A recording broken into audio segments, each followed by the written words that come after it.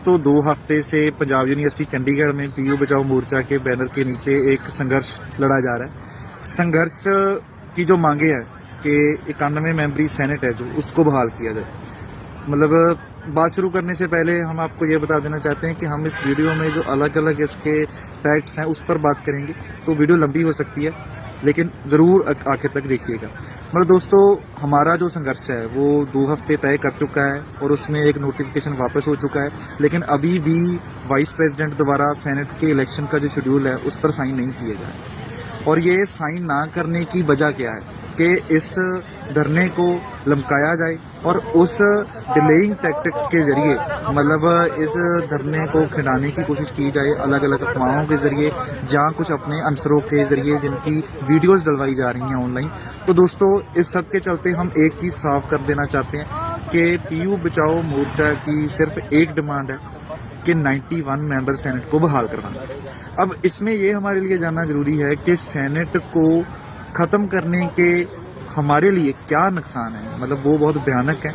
सबसे पहले इस यूनिवर्सिटी में निजीकरण को बढ़ावा दिया जाएगा। मतलब क्या जब इस यूनिवर्सिटी में फीस बढ़ेगी तो क्या सिर्फ पंजाब के स्टूडेंट्स के लिए बढ़ेगी? क्या जब यहाँ की जो फैकल्टी है उसमें गिरावट आएगी तो क्या इसका नुकसान सिर्फ पंजाब के स्टूडेंट्स को होगा? या फिर जब मेस कंटीन के रेट बढ़ेंगे क्या सिर्फ पंजाब के स्टूडेंट्स के बढ़ेंगे? नहीं दोस्तों, ये सभी स्टेट्स के स्टूडेंट्स के बढ़ेंगे। तो ये मसला सिर्फ मतलब पंजाब के राइट्स का नहीं है, मतलब इसमें प्राइवेटाइजेशन का फैक्टर है। दूसरे नंबर पर यहाँ पर सेफ्टनाइजेशन की बात है। हिस्ट्री डिपार्टमेंट में वर्कर को ऐड करने की बात जब की जाती है, फिर मैथ्स में मुहूर्त जैसे कोर्स लागू करने की जब बात की जाती है, केमिस्ट्री में अलग धार्मिक मैथोलॉजिकल जो स्क्रिप्चर्स हैं उनको ऐड करने की बात की जाती है। तो इस सब का नुकसान यहाँ पर एक टोटलिटी में स्टूडेंट्स को। तो तीसरे नंबर पर आती है यहाँ पर सेंट्रलाइजेशन।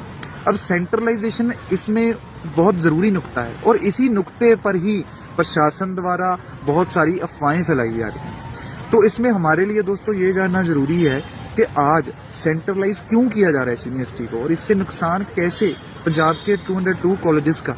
अब पंजाब के 202 कॉलेजेस में जो सिलेबस पढ़ाया जाता है या पंजाब यूनिवर्सिटी में भी जो सिलेबस पढ़ाया जाता है, ये कई सालों से पंजाब की एकेडमिक, इसकी कल्चरल, इसकी लिटरेरी, इसकी जोग्राफिकल नीड्स को कैटर करता है।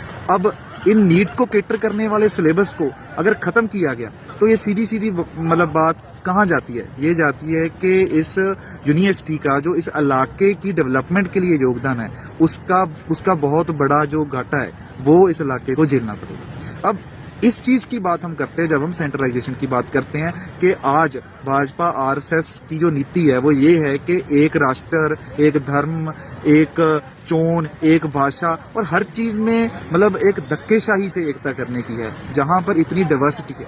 तो इस डाइवर्सिटी के खिलाफ आज हमारा ये संघर्ष है। तो ये समझना हमारे लिए बहुत ज़रूरी है कि इसमें इस यूनिवर्सिटी का जो नुकसान है प्राइवेटाइजेशन के रूप में, सेफ्टनाइजेशन के रूप में, तो वहीं पर सेंट्रलाइजेशन के रूप में भी इस यहाँ पर भी नुकसान है और दूसरे नंबर पर पंजाब के कॉलेजेस में भी नुकसान है। तो आज हम पंजाब यूनिवर्सिटी के स्टूडेंट्स को ये कहना चाहते हैं कि आज हमें अलग अलग तरीके के कुतर्क देकर हमें डिवाइड करने की कोशिश की जा रही है, लेकिन हम पीयू बचाओ मोर्चा की तरफ से स्पष्ट कर देना चाहते हैं कि ये जो मोर्चा लगा है ये सेनेट की बहाली के लिए लगा है और उसके अंतर्गत ये 3 पॉइंट्स को ध्यान में रखकर इसके खिलाफ लड़ा जा रहा है, इस मांग के लिए लड़ा जा रहा है। और आज वीसी के द्वारा मतलब अलग अलग इंटरव्यूज में जो बात की जा रही है, एक तो बड़ी स्टेटमेंट आई कि ये धरना अब सेनेट के लिए नहीं है। हम उनसे सिर्फ एक मांग करते हैं कि आप वाइस प्रेसिडेंट से सेनेट के शेड्यूल के ऊपर साइन करवा के देखो, फिर आपको पता लगेगा कि ये धरना सेनेट के लिए है या नहीं है। हम कितने दिनों से बैठे हैं, इसी डिमांड के लिए बैठे हैं। हमारी जो मीटिंग्स हुई हैं वो इसके लिए हुई हैं। वहाँ पर जो डिमांड लगी है वीसी ऑफिस के सामने वो भी ये डिमांड है। दूसरे नंबर पर ये कह रहे हैं कि आउटसाइडर्स चला रहे हैं। मतलब क्या आउटसाइडर्स जाके वहाँ पर मीटिंग्स में बैठ रहे हैं? जब प्रेस कॉन्फ्रेंस कर रहे हैं क्या आउटसाइडर्स प्रेस कॉन्फ्रेंस कर रहे हैं? जब प्रचार किया जा रहा है मतलब क्लासेस में जाकर, हॉस्टल्स में जाकर, मेस में जाकर, तो क्या वो आउटसाइडर्स हैं?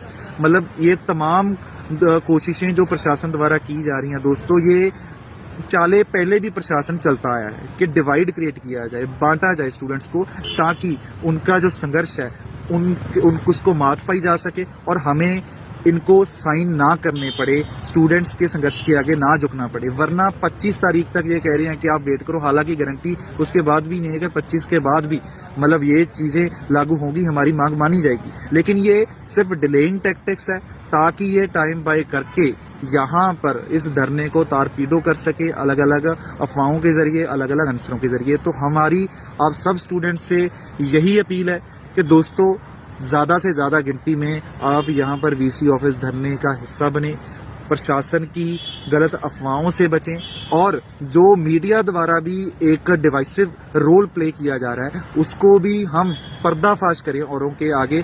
इन सब चीज़ों से ही हमारा जो संघर्ष है वो आगे बढ़ेगा। और आज हम साफ कह देना चाहते हैं कि सेनेट को बचाने की लड़ाई डेमोक्रेसी की लड़ाई है, और हर डेमोक्रेटिक स्टूडेंट को आज इस डेमोक्रेटिक लड़ाई का हिस्सा होना चाहिए। बहुत बहुत शुक्रिया दोस्तों। जित लड़ते लोगों की इनकलाब जिंदाबाद।